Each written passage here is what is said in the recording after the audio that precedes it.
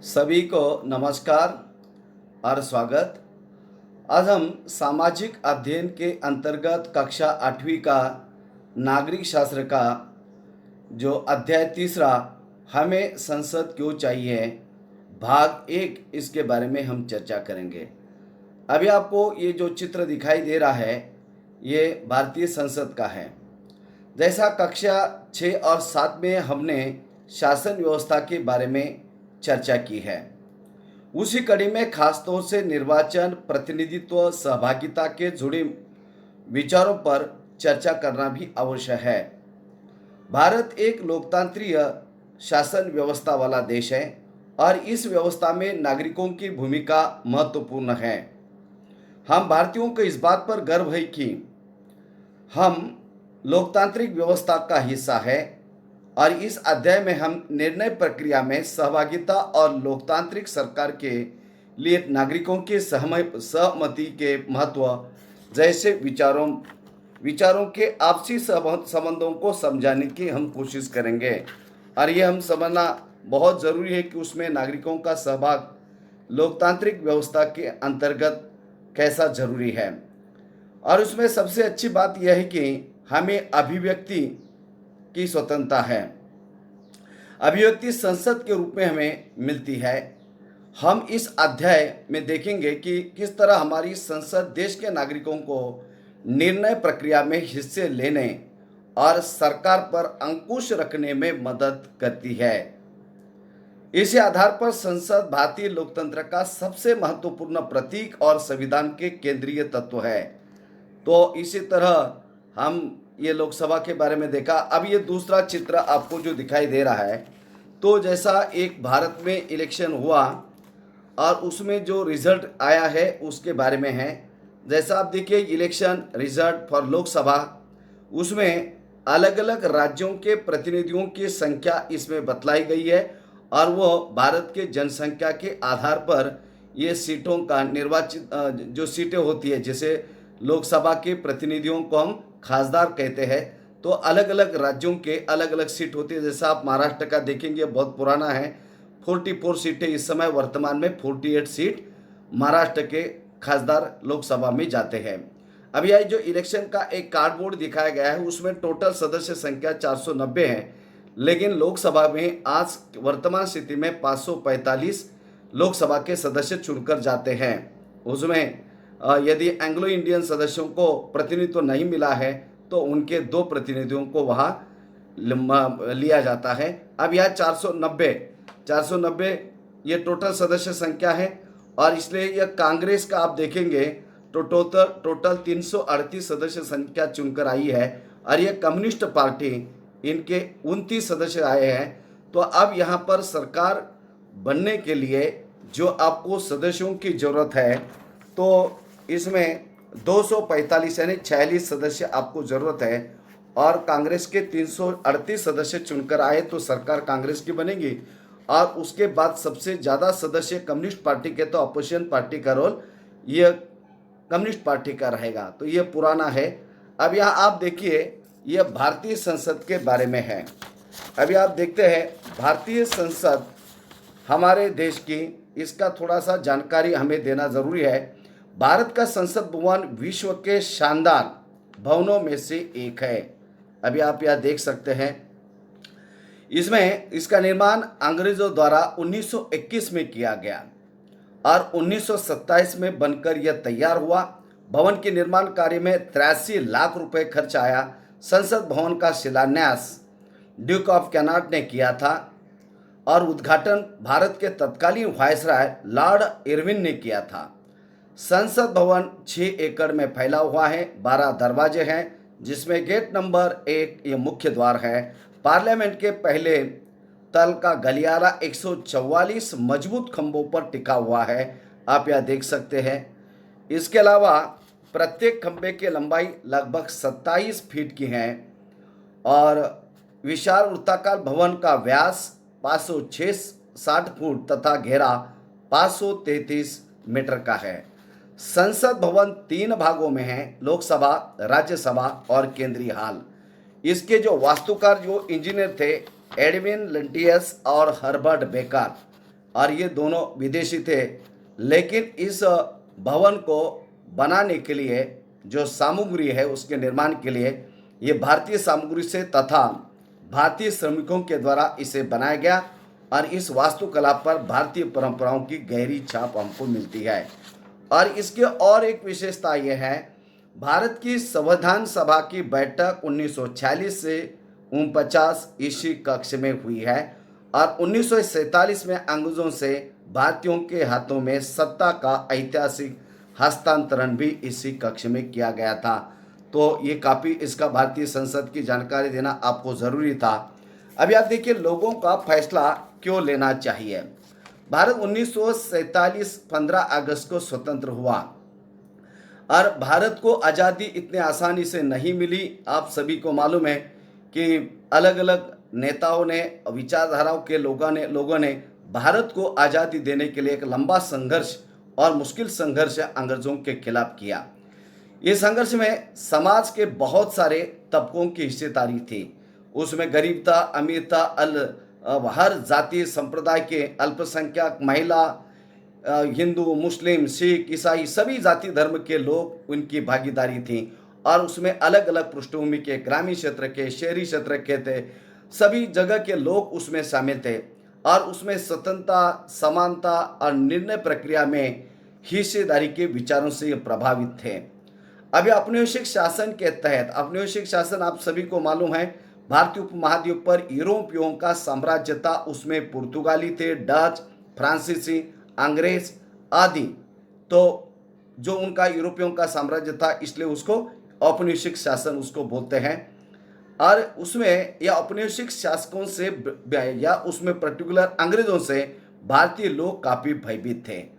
वे सरकार जो अलग अलग फैसले लेती थी उस पर वह सहमति नहीं दिखा पाते थे, ना सहमति दिखाते थे, क्योंकि भारतीयों की किसी भी प्रकार की सहमति के बगैर ये ब्रिटिश लोग निर्णय लेते थे। लेकिन अगर वे इन फैसलों की आलोचना करते तो इन लोगों को यानी भारतीय राष्ट्रवादियों को खतरों का सामना करना पड़ता था। स्वतंत्रता आंदोलन कई बार इस तरह की स्थिति का लोगों को सामना करना पड़ा, जेलों के अंदर जाना पड़ा। राष्ट्रवादी खुलेआम ब्रिटिश सरकार की आलोचना करने लगे और अपनी मांगे ब्रिटिश सरकार के सामने रखने लगे। आप सभी को पता है कि मुंबई में सन 28 दिसंबर 1885 में भारतीय राष्ट्रीय कांग्रेस की स्थापना हुई और उसके पहले अध्यक्ष ओमेश चंद्र बैनर्जी थे। तो इन्होंने पहली बार यह डिमांड की कि विधायिका में जहाँ पर कानून बनते हैं वहाँ पर निर्वाचित सदस्य होने चाहिए और जो भारत के लिए अब बजट तैयार करते हैं उसमें भारतीयों को उसमें बजट पर चर्चा करने, प्रश्न पूछने और अन्य अधिकार उनको मिलने चाहिए। और इस तरह के अधिकार ब्रिटिश औपनिवेशिक शासन के समय भारतीयों को नहीं थे। जैसा कि 1909 में जो कानून बनाया गया, मोर्ले मिंटो सुधार कानून, इंडियन काउंसिल एक्ट भी उसको बोलते हैं, तो उसमें कुछ हद तक निर्वाचित प्रतिनिधियों की व्यवस्था को उसमें मंजूरी दी थी, लेकिन जितने बड़े पैमाने पर होनी चाहिए थी उतना नहीं था। उसके बाद 1919 में मॉन्टेगू चेम्सफोर्ड सुधार कानून आ गया, उसमें भी ज़्यादा बदलाव नहीं था। लेकिन भारतीय लोग राष्ट्रवादी अपने समता के विचारों को या निर्णय प्रक्रिया में भारतीयों को शामिल करने के लिए ये काफ़ी अड़े थे और इसलिए वो बार बार इस तरह के आंदोलन कर रहे थे। ब्रिटिश सरकार के अंतर्गत बनाई गई ये शुरुआती विधायिका राष्ट्रवादियों के बढ़ते जा रहे दबाव के कारण थी, क्योंकि भारतीय राष्ट्रवादी बार बार इस तरह का दबाव अंग्रेजों के ऊपर बना रहे थे कि भारतीय लोगों को भी निर्णय प्रक्रिया में शामिल करना चाहिए। जैसे इनमें वयस्कों को न तो वोट देने का अधिकार था और न ही आम लोग निर्णय प्रक्रिया में हिस्सा ले सकते थे। तो इस तरह भारतीयों को शुरुआती दौर में किसी भी प्रकार के निर्णय प्रक्रिया में भाग लेने का अधिकार नहीं था, ना आम पब्लिक के जरिए जनप्रतिनिधियों को चुनकर विधायिका में भेजा जाता था। तो मतलब वो किसी भी काम का नहीं था, उसमें अंग्रेजों का काफ़ी दबदबा था और अपने मन मुताबिक वे अलग अलग प्रकार के कानून बनाते थे और उसको भारत के अंदर लागू करते थे। स्वतंत्रता संघर्ष और लोगों के निर्णय प्रक्रिया में सहभाग की मांग यह भारतीयों की सबसे पहली मांग थी।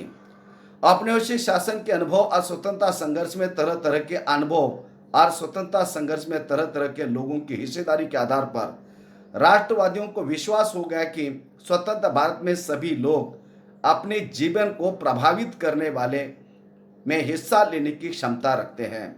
जैसा कि स्वतंत्रता, अभिव्यक्ति का अधिकार, शासन चलाने की क्षमता या कानून बनाने की क्षमता, हमारे अधिकारों की क्षमता, उसके बारे में हम परिपक्व है और सत्ता हमारे हाथ में देनी चाहिए।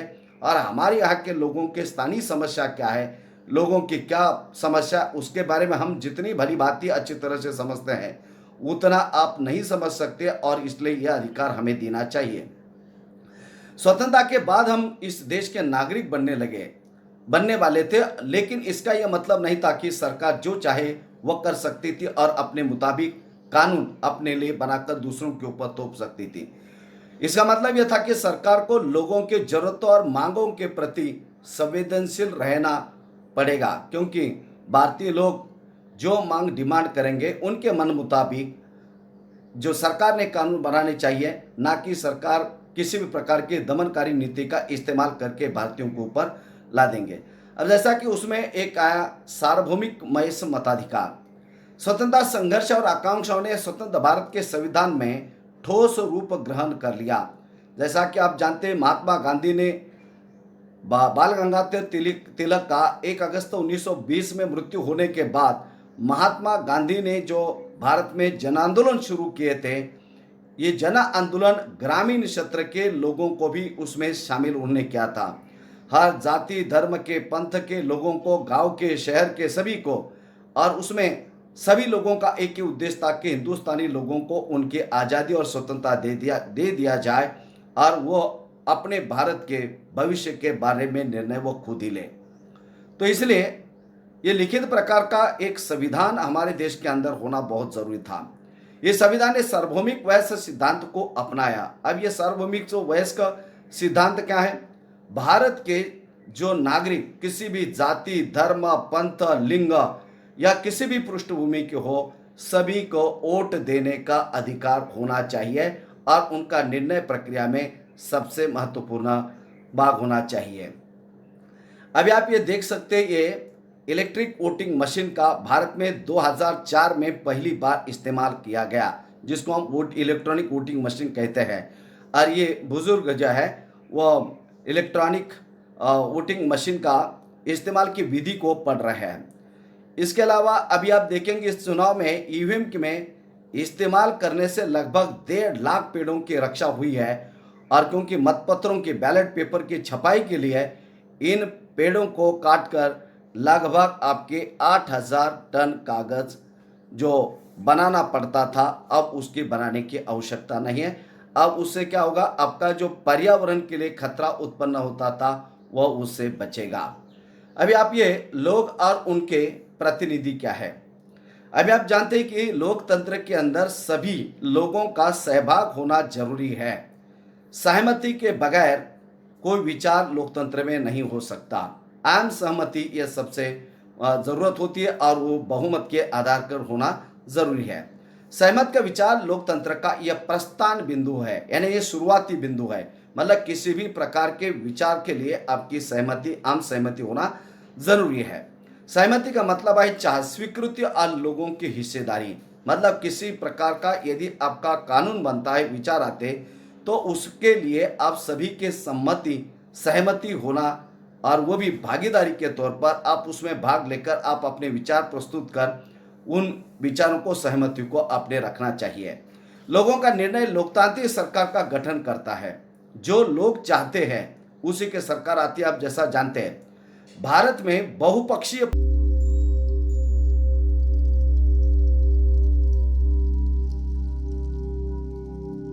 तो इसी तरह या भारत के अंदर आपको बहुपक्षीय पद्धति मिलती है। कांग्रेस है, बीजेपी है, शिवसेना है या कम्युनिस्ट पार्टी है, तो अलग अलग पार्टियां हैं, और उसमें जो पार्टी लोग पसंद करते हैं, उनके विचार पसंद करते हैं, उस पार्टी के सदस्यों को लोग चुनकर देते हैं।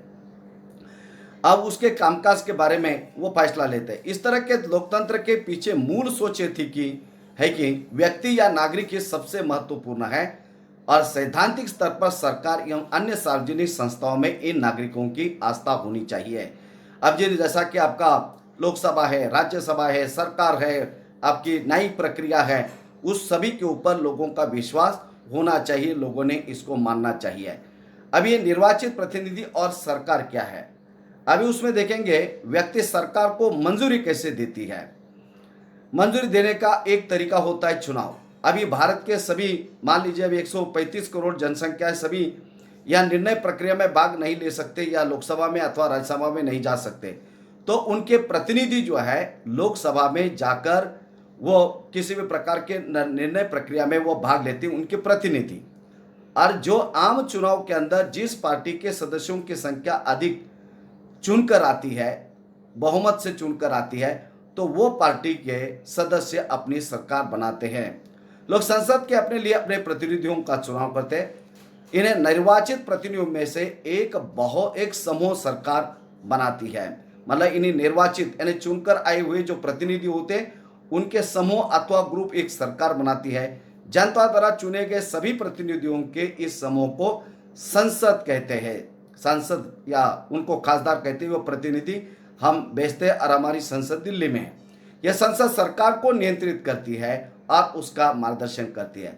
उसमें एक जो है आपके 545 सदस्य, तो जो बहुमत में आता है 272 का आंकड़ा पार करता है वो सरकार बनाते हैं, और बाकी जो सदस्य है वह विपक्ष का काम करते हैं और वह सरकार के कार्य पर, कामकाजों पर वह नियंत्रण रखने का वह काम करते हैं। और सरकार अलग अलग प्रकार का लोगों के जन कल्याण के लिए यदि वह कार्य अच्छा करती है तो दोबारा 5 साल के बाद, क्योंकि लोकसभा का कार्यकाल 5 साल का है, तो 5 साल के बाद फिर दोबारा वो चुनकर दे सकती है।